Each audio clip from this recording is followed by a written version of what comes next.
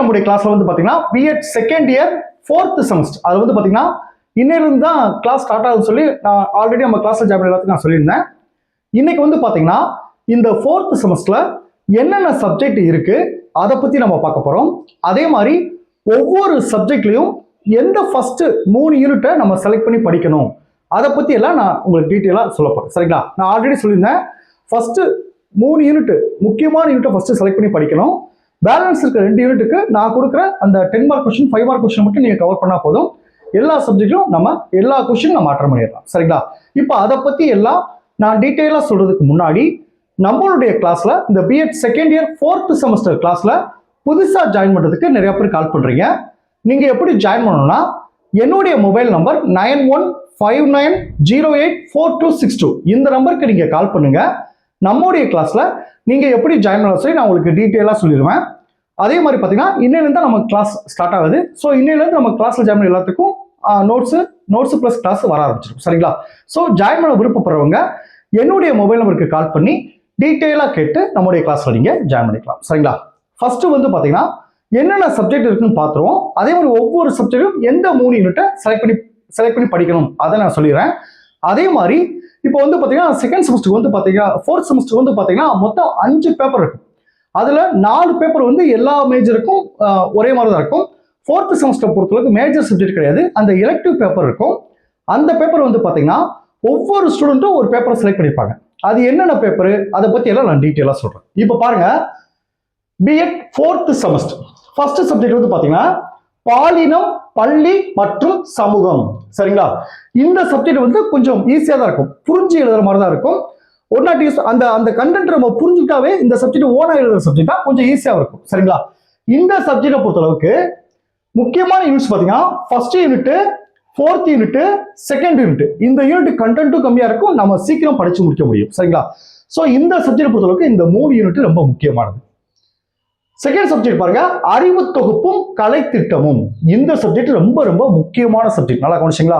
இந்த சப்ஜெக்ட் நம்ம ஓனா எழுத முடியாது, படிச்சு தான் எழுதணும். ஸோ இந்த செகண்ட் சப்ஜெக்ட், இந்த சப்ஜெக்ட் தான் ஃபர்ஸ்ட் நான் ஆரம்பிப்பேன். நமக்கு கிளாஸ் நோட்ஸ் அனுப்ப இந்த சப்ஜெக்ட் தான் ஃபர்ஸ்ட் ஆரம்பிப்பேன். ஸோ இந்த சப்ஜெக்ட் ரொம்ப ரொம்ப முக்கியமான சப்ஜெக்ட். இதுல இம்பார்ட்டன்ட் யூனிட்ஸ் பாத்தீங்கன்னா first unit, 3rd unit, 5th unit. இந்த 3 யூனிட் ஃபர்ஸ்ட் படிக்கணும். First unit, 3rd unit, 5th unit.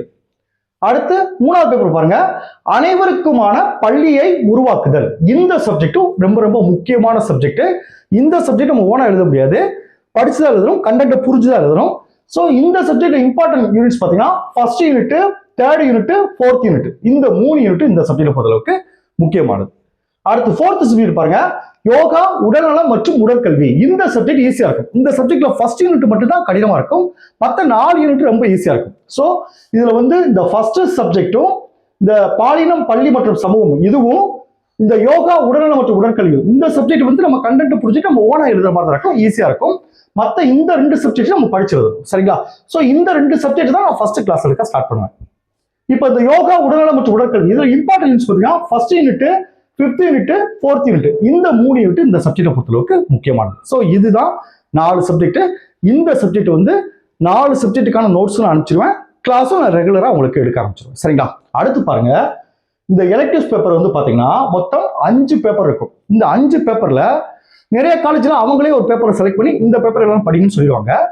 ஒரு சில காலேஜ்ல உங்களை செலக்ட் பண்ண சொல்லுவாங்க. ஸ்டூடெண்ட்ஸே நீங்க அந்த 5 பேப்பர்ல ஏதாவது ஒரு பேப்பரை செலக்ட் பண்ணிக்கோங்க, உங்கள்கிட்ட கேட்பாங்க, நீங்க செலக்ட் பண்ணிக்கலாம். இப்படி உங்களை செலக்ட் பண்ண சொன்னாங்கன்னா எந்த பேப்பர்ஸா செலக்ட் பண்ணலாம், எது ஈஸியா இருக்கும் அப்படி பாத்தீங்கன்னா ஃபர்ஸ்ட் இந்த 5 பேப்பரை சொல்லிடுறேன், அதுல இம்பார்ட்டன்ட் யூனிட் சொல்லிடுறேன், அதுக்கு பிறகு இதுல எந்த சப்ஜெக்ட் ஈஸியா இருக்குன்னு நான் சொல்றேன். இப்போ ஃபர்ஸ்ட் பாருங்க, விழுமங்கள் மற்றும் அமைதி கல்வி. இந்த சப்ஜெக்ட் பொறுத்தளவுக்கு யூனிட்ஸ் 4, 5, 2 இந்த 3 யூனிட் ரொம்ப முக்கியமானது. நிறைய காலேஜ்ல வந்து பாத்தீங்கன்னா இந்த பேப்பர் தான் செலக்ட் பண்ணிப்பாங்க. இது நல்லா கவனிச்சுங்க, இது ஆரம்பத்துல இருந்தே படிக்கணும்.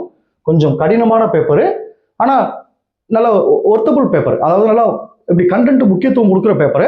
இதை தான் அதிகமாக செலக்ட் பண்ணியிருப்பாங்க. இதுல வந்து 4th unit, 5th unit, second unit இந்த சப்ஜெக்ட்ல. அடுத்து பாருங்க, மனித உரிமைகள் கல்வி. சரிங்களா? இதுல வந்து பாத்தீங்கன்னா யூனிட் 1 to 5 இந்த 3 யூனிட் ஃபர்ஸ்ட் படிங்க. இந்த சப்ஜெக்ட் கொஞ்சம் ஈஸியா இருக்கும், இதை செலக்ட் பண்ணிக்கலாம். அடுத்து பாத்தீங்கன்னா பேரிடர் மேலாண்மை. இதுல வந்து பாத்தீங்கன்னா யூனிட் 1, 2, 1, 3, 5 இந்த 3 யூனிட் செலக்ட் பண்ணுங்க. இந்த யூனிட் ரொம்ப ரொம்ப ஈஸியா இருக்கும். நீங்க செகண்ட் செமஸ்டர் ஆல்ரெடி இந்த என்விரான்மெண்டல் எஜுகேஷன் படிச்சிருப்போம் பார்த்தீங்களா, அதுல இருக்க நிறைய கண்டென்ட் வந்து இந்த பேப்பர்ல வரும். இந்த பேப்பர் ரொம்ப ரொம்ப ஈஸியான பேப்பர். உங்களை செலக்ட் பண்ண சொல்லிட்டாங்கன்னா இந்த பேப்பர், இந்த 3 பேப்பர்ல, இந்த மனித உரிமைகள் கல்வி, இந்த பேரிடர் மேலாண்மை, 3வது சிறப்பு கல்வி, இந்த 3ல ஏதாவது செலக்ட் பண்ணிக்கோங்க.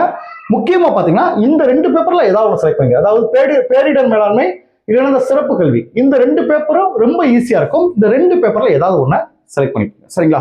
சோ ஓகே, இப்ப இந்த பேரிடர் மேலாண்மையில first unit, third unit, 5th unit.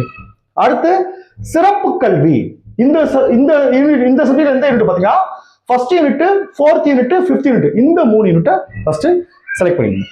அதே மாதிரி பாத்தீங்கன்னா வாழ்க்கை திறன் கல்வி, இதுல வந்து பாத்தீங்கன்னா யூனிட் 1, 2, 3, இந்த 3 யூனிட்டை ஃபர்ஸ்ட் செலக்ட் பண்ணி படிச்சிருங்க. சரிங்களா? நல்லா கவனிச்சுங்க. ஒரு சில காலேஜ்ல அவங்களே ஒரு பேப்பரை செலக்ட் பண்ணிடுவாங்க, அதை நம்ம மாற்ற முடியாது, அதை தான் எழுதியாகணும். உங்களை செலக்ட் பண்ண இந்த 5 பேப்பர்ல நீங்களா ஒன்னு செலக்ட் பண்ணுங்க அப்படி சொன்னாங்கன்னா இந்த 2 பேப்பர்ல ஒன்னு செலக்ட் பண்ணுங்க. அதாவது சிறப்பு கல்வி இல்லைன்னா இந்த பேரிடர் மேலாண்மை, இந்த 2 பேப்பர்ல உங்களுக்கு ஒன்னு செலக்ட் பண்ணிக்க. சரிங்களா?